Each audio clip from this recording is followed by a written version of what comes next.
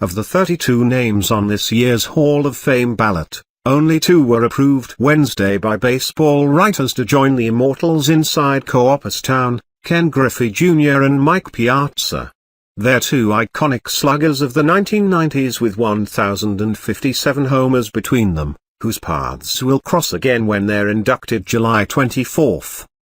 Griffey, on his first ballot, earned 99.3% of the vote, a total that surpasses Tom Seaver's record of 98.84 in 1992. Griffey missed 3 ballots. Piazza, in his 4th Hall of Fame campaign, received 83%, up from the 69.9% that left him outside of Cooperstown a year ago. The next highest vote totals belonged to Jeff Bagwell, 71.6%, Tim Raines, 69.8%, and Trevor Hoffman, 67.3%. Other notables: Kurt Schilling, 52.3%, Edgar Martinez, 43.4%, and Mike Mussina, 43.0%. Players need 75% of votes from eligible Baseball Writers Association of America members for enshrinement in the Hall of Fame. This year's election included 440 ballots, down from 549 a year ago after the BWA pared down its electorate. The entire voting results are on the Hall of Fame website. Many predicted the smaller voting panel, younger and more progressive, would help the clouded cases of Barry Bonds and Roger Clemens, the most contentious names on the ballot. Both saw their vote totals rise this year. Bonds finished at 44.3%, up from 36.8% a year ago. Clemens earned 45.2%, up from 37.5% last year. Both have a ways to go to reach 75%, but their eventual enshrinement looks more possible now than it had in the past.